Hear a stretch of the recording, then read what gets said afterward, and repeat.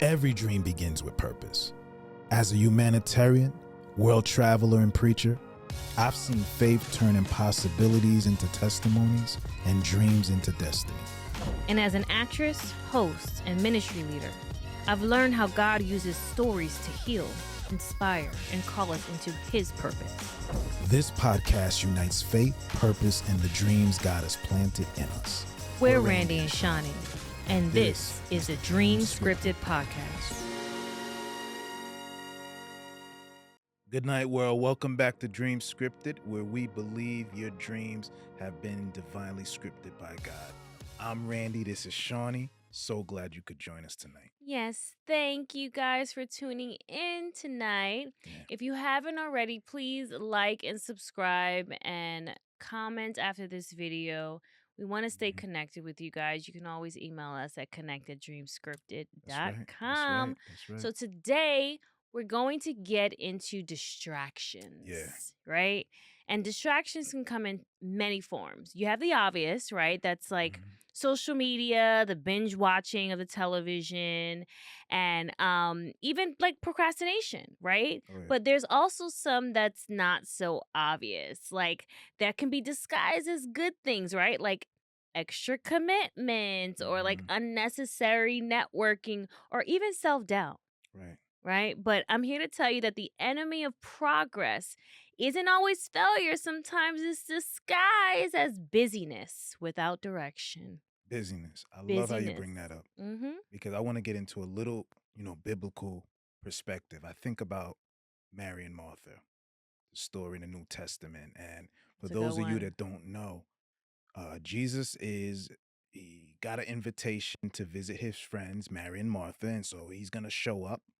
And the Bible tells the story that Martha, she's busy. She's getting everything in order. She's cleaning, she's cooking. She's making sure everything is in place. And so Jesus shows up, right? And they're both excited to see him. But while he's there and his presence is in the house, Martha's still busy. She's going about her business, right? She's doing everything around the house to the point where she gets upset at Mary and says, Mary, what are you doing? Like, you don't see me running around doing all these things, making sure things are good. Get in the kitchen and come help me out. Yeah. And Jesus steps in and he says, Martha, you're careful over a whole lot of things. You got a whole lot of things on your mind that you're worried about. But only one thing in this moment is needful. And Mary has chosen the better part. And when he said better part, he was in essence saying she chose the most important thing right now, which is I'm in your house.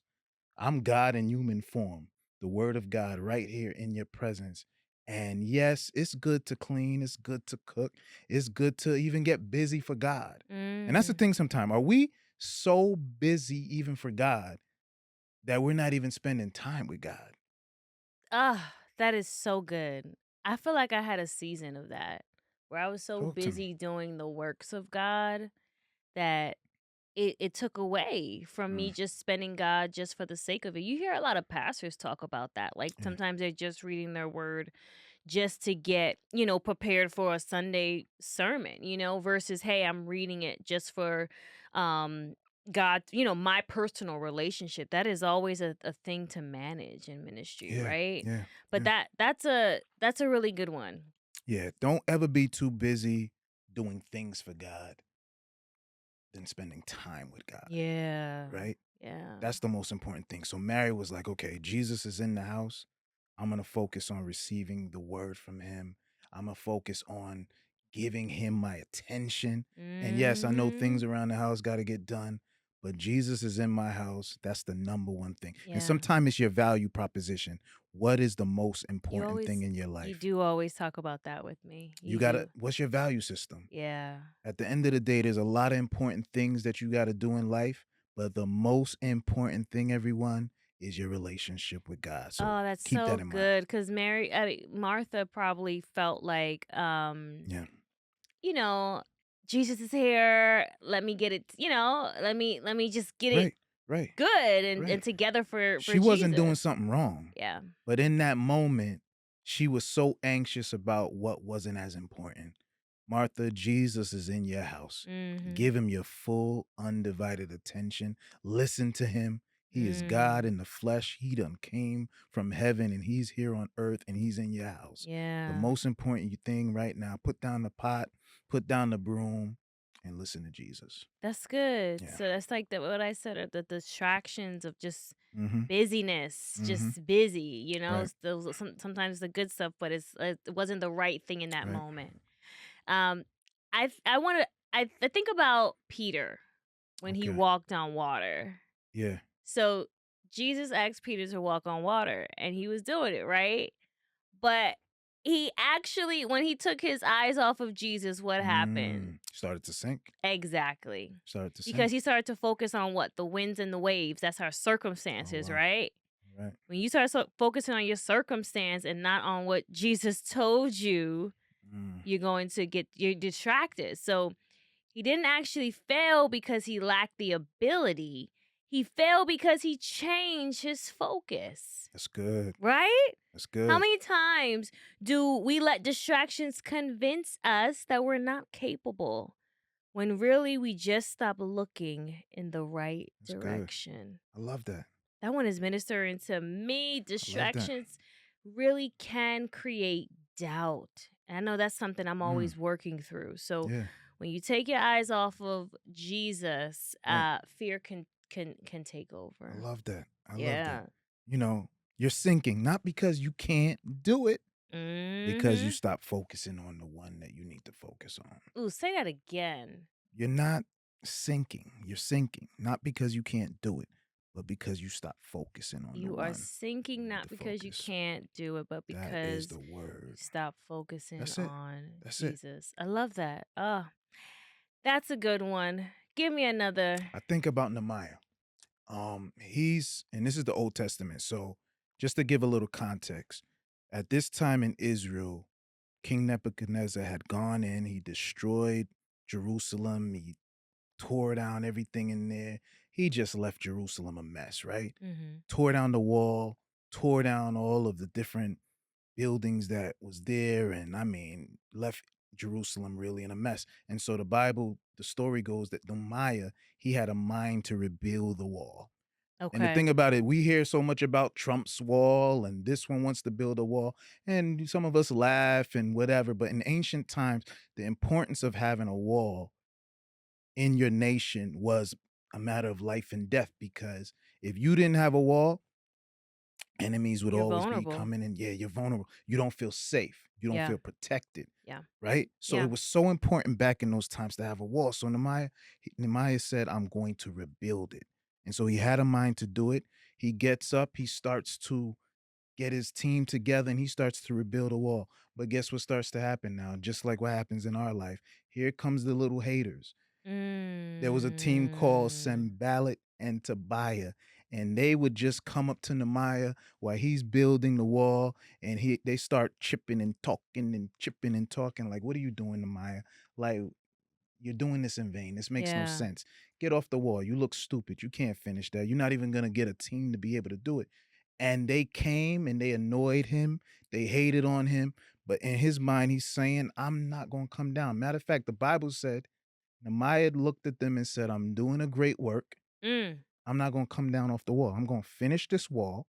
Whether you guys believe in me or not, whether you want to be with me or not, I'm going to get the wall done. Right? Ooh, I love that. And yes. so the Bible said that he purposed in his heart and he got it done. I love that stuff coming down from your calling to address distractions.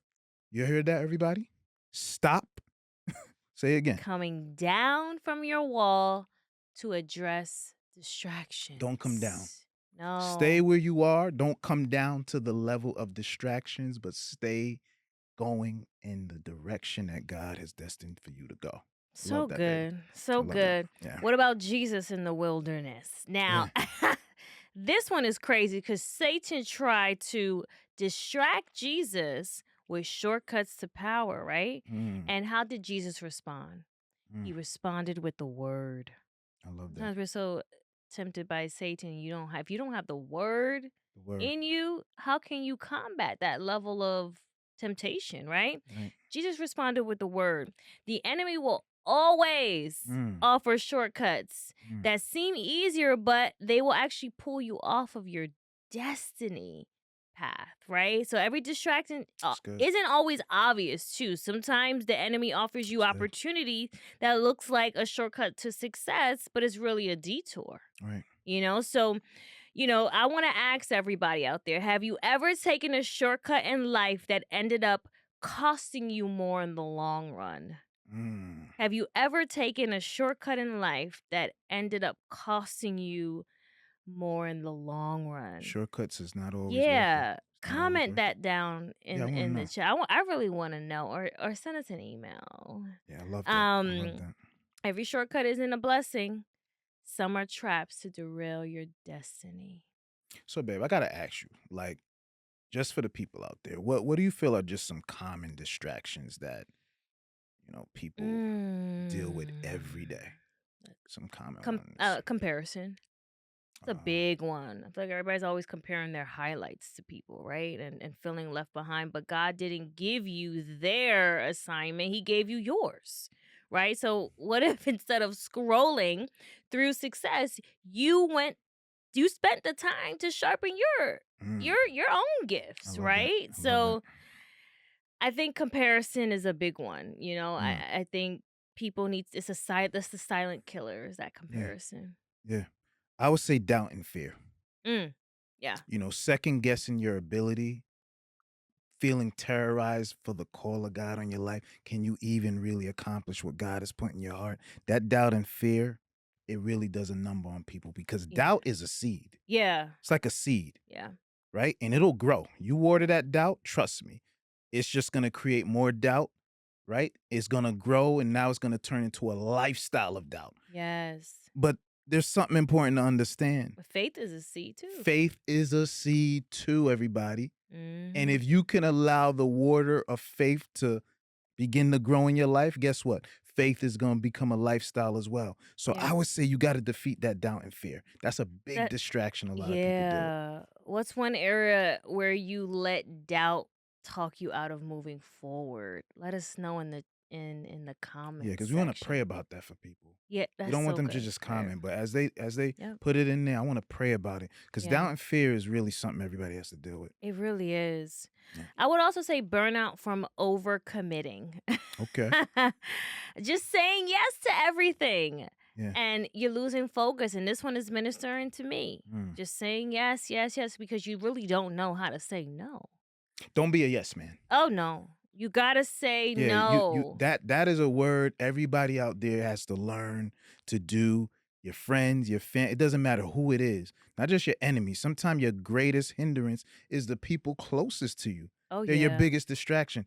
Can you and will you and are you willing to just say no?